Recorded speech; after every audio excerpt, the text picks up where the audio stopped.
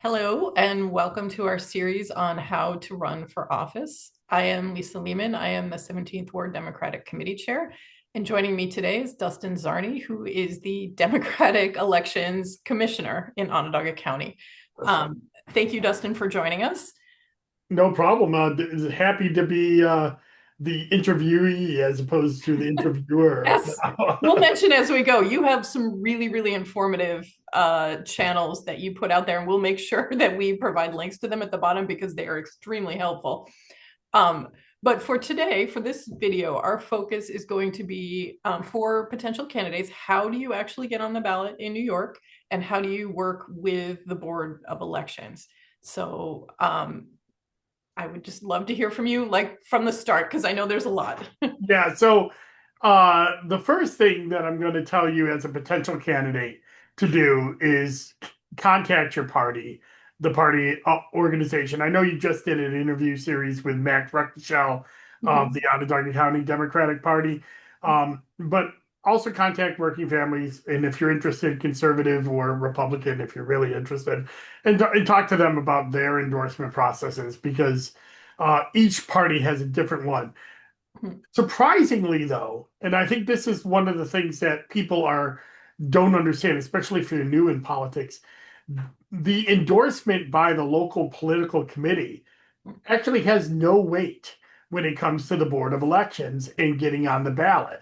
It helps. The endorsement will activate the hundreds of committee members that are on the committee to go out and walk petitions, but in in in reality, it's not a pathway to the ballot. And this is something that is important to know if you're running for office, because I think a lot of times people think, oh, I got the vote in February and then I'm done.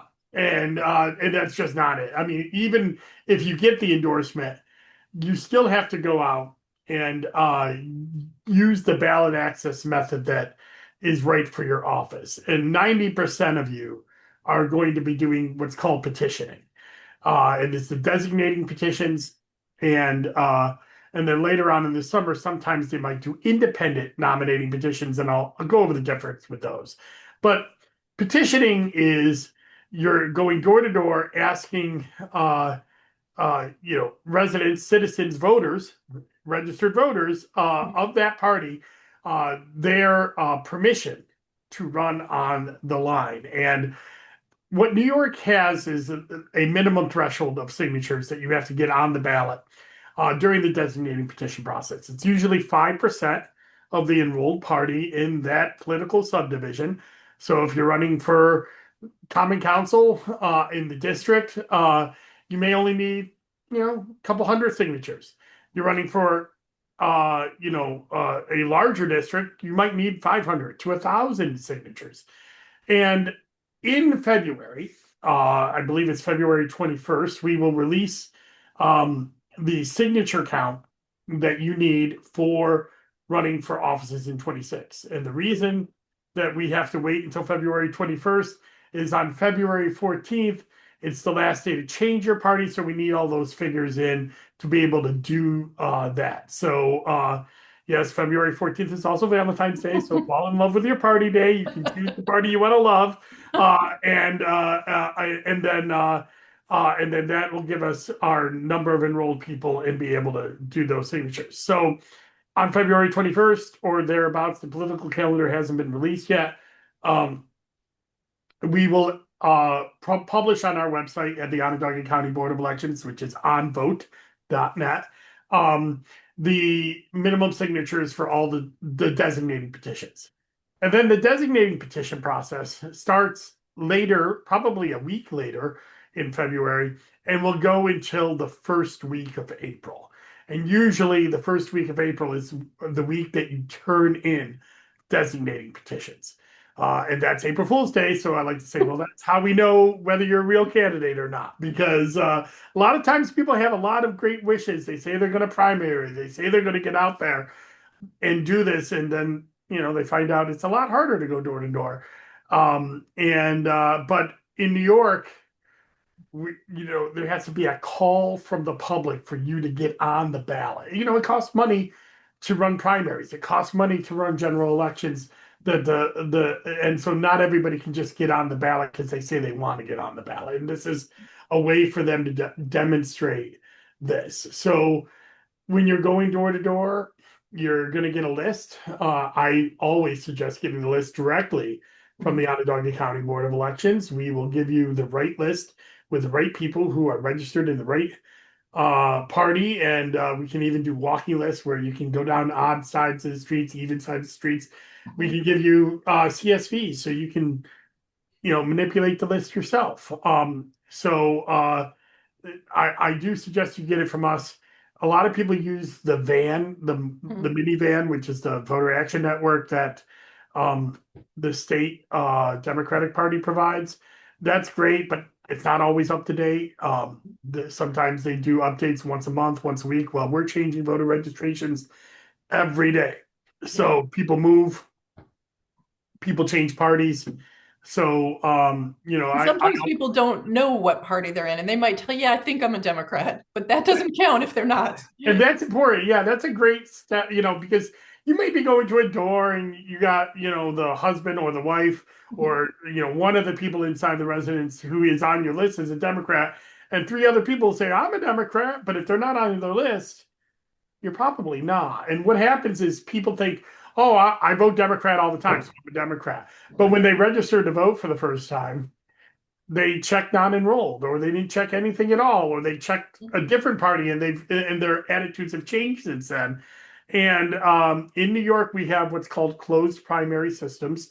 You have to be a member of that party to participate in it, not just voting in the primary, but also participating in the petition process. So, and also being a candidate running for office. So check your registration too if you're thinking about running. But because a lot of people think, oh, well, I always vote Democrat, and a lot of times they don't vote in primaries, and because primaries have like a 15 to 20% turnout rate, so a I'll lot of work on people are that. it's very bad. A lot of people are just general election people, and that's fine. But they don't realize that they're not enrolled in the party, and you may get their signatures and they don't count. And what I will advise people is that people check these signatures. Now, the Board of Elections does it. We assume everything that you give us is valid. Um, and speaking of which, if you need a petition, the Board of Elections will provide that for you. We will provide you one sheet. You got to go get the copies done, Yep. but we will work with you on, make sure that your name is spelled correctly, that it's, the way it was registered, your address is up to date, all of that. The party is and position that you're running for is listed correctly. We will proof that petition as long as you're giving us a couple of days to do so. If you come the day before petitioning starts and you want it that minute, that's not going to happen. We need time to proof it and give it to you. If we're gonna, we can always give you a blank petition and tell you to do it yourself. But if you want our services, we ask you to start thinking about that now. And we'll give you that petition. We'll also provide you with a cover sheet. Any petition that has more than 10 pages in it has to have a cover sheet or it's invalid when you turn it in. Oh, So we'll provide you all the materials. You still got to do the work. You got to go door to door. You got to fill it out properly. You got to turn it in on time. But the Board of Elections is there to help anybody that walks through the door, whether you're a party designee or a primary challenger. We'll help anybody.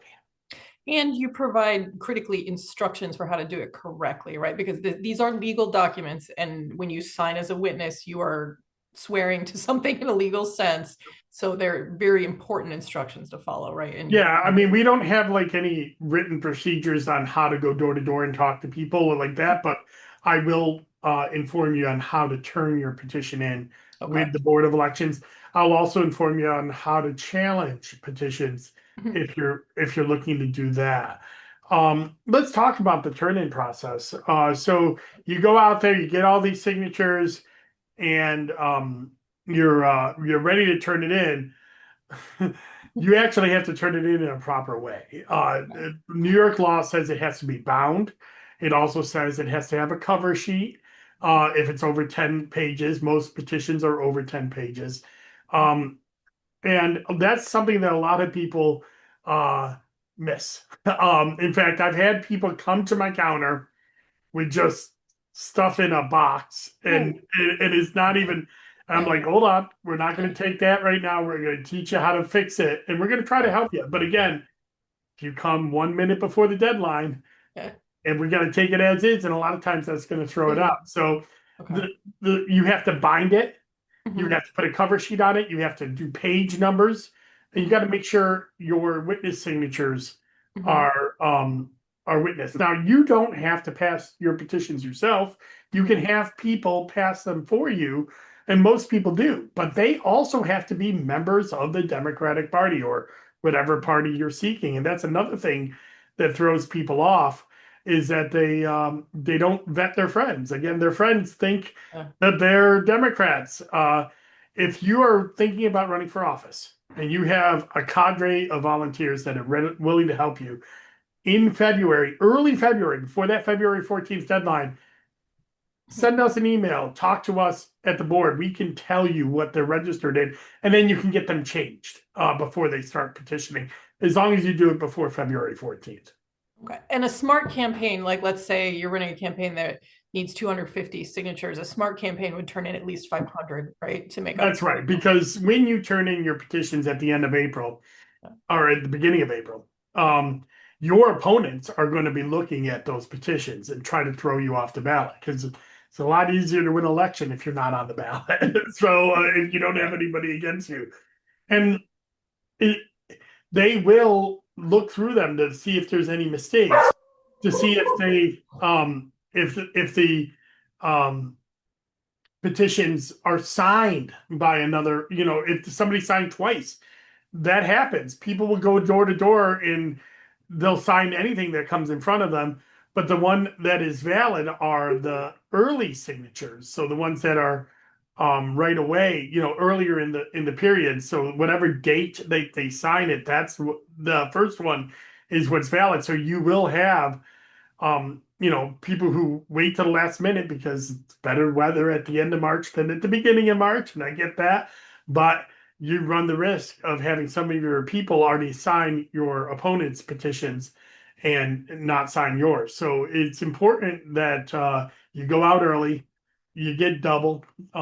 It's also good for your campaign because these are voters you're talking to. They're going to remember you in November, and it's important for if you look at the petition process, it's not just a chore to get on the ballot, but the beginning of your campaign and that you're out there Yeah. talking to voters, then those candidates that do it that way, they do a lot better in the process. Makes sense. Um, So, no, go ahead. oh no, and I was going to say some of those things that sound like technicalities are really important beyond the fact that they're required. So, for instance, if somebody does challenge your petitions, those page numbers matter. If you're going to Yep. refer to them, you have to have all your details correct. That's right. And that's why those are there is to allow people to verify that and allow the Board of Elections to verify that you have done the proper work and that your petitions are valid and that you have a call from the public to be placed on the ballot and then allow the voters to choose you. If more than one person in a party turns in petitions uh, for the same race, it becomes a primary in June, Mhm. and the winner of the primary, becomes the nominee. And a nominee is after the primary. A designee is during the party process. So anybody can be a designee, but to be the nominees are the ones that go on the general ballot, and that's after a primary. Now, if there is no primary, April 3rd, April 4th happens, nobody else turns in petitions, you're the only one on the ballot, you become the nominee. Makes sense. All right. But you mentioned that that's so while that's the case, maybe 90% of the time, there are some other races for which that's not the case. Can you go That's right. So some town races have for town positions only. So county legislature, city races, most of the races that are on the ballot are petitions, but a very small amount of the towns still can do what's called a caucus. So this is very rare in the Republican Party. I think only two of the 17 towns do it, but in the Democratic Party, we actually right now have about 13 of the 17 towns do caucusing instead of petitioning. Caucuses take place, um, farther along in the process. They can take place as early as March, but usually end up until about June, a week after the primary. And the caucus takes the place of both petitioning as your ballot access method and the primary. Oh, If a town decides to do a caucus, then it becomes pure democracy. And anybody who shows up at the caucus date, they can nominate as long as they're a member of the party in that town, they can nominate anybody, whether it be Democrat, Republican, or not. But usually they nominate people from the same party. mhm. And then if there's more than one person nominated, then they will have a vote that day, that night, of the people who showed up at the caucus, Wow. and they get ballot access for those races. Now, again, it's not every town. Mhm. There are fewer towns that do this now than before. We're seeing, and in December is when they decide. So there could be some flux. So in January, we'll have a listing again on our Board of Elections website under candidate information about which towns are going to be doing caucusing and which towns are going to be doing petitioning. So, contact us if you're unsure. But that becomes pure democracy. It is it's about getting people there. Now, it's not as pro democracy as I would like it, because there's no absentee ballots. There's Mm. no, it's a one Yeah. hour thing one day. You might have 10 days notice of when the caucus is. So like um Excuse me. it's pretty it's harkening back to the frontier days of New York, and where you wouldn't have the counties running a big primary, you would just have all of the people in the town showing up. Mhm. But now people's lives are different. So I'm not a big fan of caucuses, but it is legal, Mhm. and the towns that do it, they want to do it, and a lot of times it's because they need more time to find their candidates. But because instead of deciding in late February, early March, you get to decide in June or July sometimes, Wow. if that late. So whether you're running. So that's another reason why towns do caucuses. Okay. And so then the name of the game is getting as many people there as possible, As right? many Okay. people in the party that are in that town. And you can't Aunt Bertha from the town over can't come over. It Okay. has to be the people in the party in that town. And again, the Board of Elections can give you lists of who's registered in that party, so you can call them and try to get them to the caucus. Okay.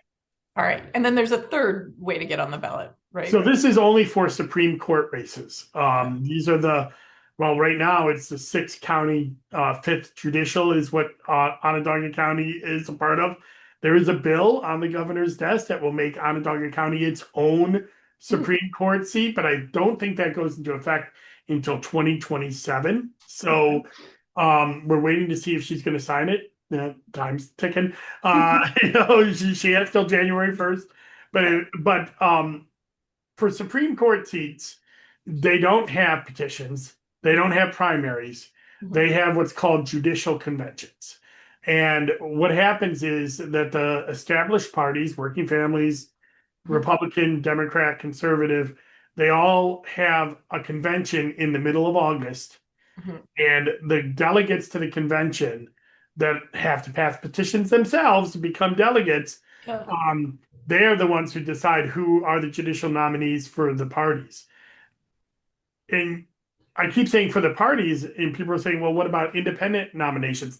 For Supreme Court, there is no independent nominations. You Oh. have to be a member of the party to get on the ballot for Supreme Court. There is no independent path, which is a problem, I think, especially when we see this large swath of non-enrolled voters that are, now second in Onondaga County, and they don't.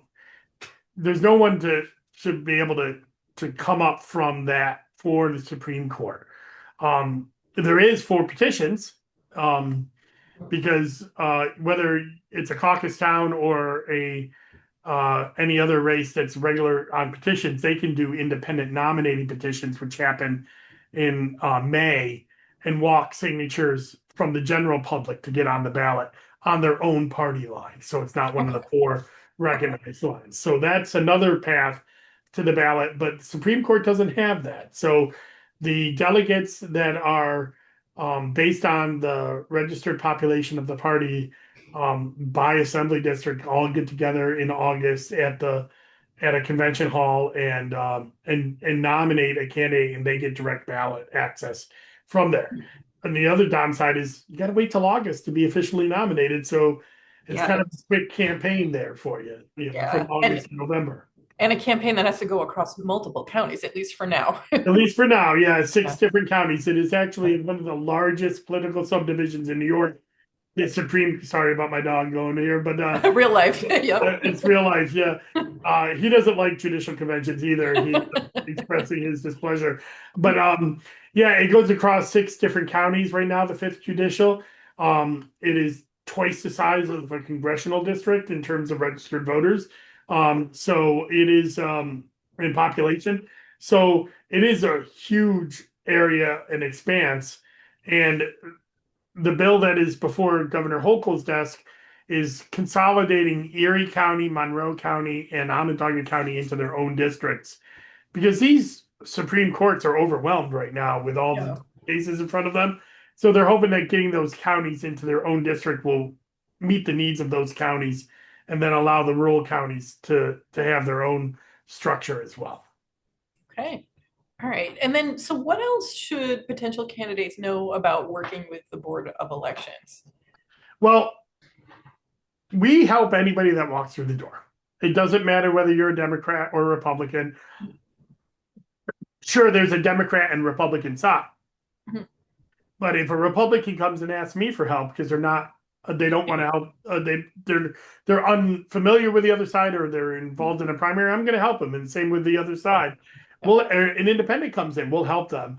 Yeah. And again, the most important thing is know what you want and ask for it early Mhm. because in a year, especially this next year with the effects of the even year bill, where a lot of local races are going to even years, we're going to have hundreds of candidates that want information from us, that want to get on the ballot. Make your decision early, contact us early, give us time to proof things and get them back to you, and then follow our instructions and Good. and don't make us be the bad guys and throw you off the ballot. We don't ever want to do that. Yeah. And Yeah. I don't I like primaries. I think primaries are good for parties. I Mhm. and I think the voters having a choice is good as well. So I'm never going to try to work to take somebody off the ballot. I'm always going to try to work to keep people on, but Mhm. the most work that can be done is by the candidates themselves. Okay. Makes sense. And then outside of this, you provide a great deal of information sort of outside of the normal 9 to 5. Anything you want to draw people's attention to? I know you do Zoom with Czarny. I know that you've got a lot of channels where you put some really great information out there. Let's So I oh, do have my long running podcast is Commissioner in a Car. It's been going since it's been going since I like 2016, but really earnestly every week since 2020. And that is that is a weekly podcast. I now launch them on Sundays. It's kind of a look back of what happened this last week and a look forward to what's going on in the next week, and then usually a special topic. Um, you can find all that at my website, dustinczarny.com, or any of my social medias. That's that's the main platform I do now. I used to do a Zoom with Czarny where I would do an interview, but I kind of retired that. okay. I'm letting you take over for that. Ah. You're the other people are doing that right now, but Yeah. I still do blog posts about data on my Facebook and on my DustinCzarny.com page. So I love data. I'm a big data guy, and we give a lot of data out at the Onondaga County Board of Election right on our website at onvote.net. But I'm always going to try to pierce that media veil with the data because I think a lot of people get lost in numbers, and I try to tell them like why it's important. Like my last Yeah. commissioner, we talked about voter history of 2025 and what the difference was in from 2025 and 2023 and 2021, and why Democrats were so successful, even though the voter turnout was about the same. So, Yeah. but it wasn't the same inside the party. So I talked about that in my last one, and I just like to inform people about all the deadlines that are happening at the Board of Elections and any other national things that come with voting or anything like that. I usually try to keep it to that. I don't really get into social issues or political issues as much, although I'm a partisan. That's what Yeah. New York allows. We have two elections commissioners. We're like the DA and the defense attorneys. Yeah. We fight, but we come together for justice. That's our role. So it's a partisan position, but you serve the public. That's right. Yeah. Yeah. Okay. So. All right. That's yeah. I mean, I enjoy the job. I've been doing it since 2013. I feel like um, social media is how people get a lot of their info. I do a lot of press, but um, I do this, on my own. I don't get paid for it. I Yeah. never take Yeah. ad money or anything like that. That's not when I do that kind of stuff. I'm really just doing it as a public service. I hope to be transparent and educate the public. Excellent. Thank you so much for your time today. And we'll make sure for all of you out there, I'll put some links in a pinned comment so that you can kind of dig deeper and see some of that data. And all right, thank you very much. Thank you very much, Lisa, and go mighty 17th. Thank you. And I didn't even mention you are a former 17th Ward chair. I am. I'm a You former. recruited me to the committee many years ago. Many years ago, 2008, when Lisa was leading the charge and for Obama. And Yep. I was a Hillary Clinton person back then, but Yep. we became friends, Yep. and you joined the committee, and now you're on. I was on the 7th. I don't even think I was on the 17th. No, I might have been then. Yeah. Yes, I was. But I was 17th Ward Chair then, and now you're 17th Ward Chair. Yep. And I'm always happy. Uh, Your influence goes far and wide. well, I don't know about that. I don't know if that's a good thing usually either, but I'm so glad you're doing this because these kind of things are how people are getting their information now.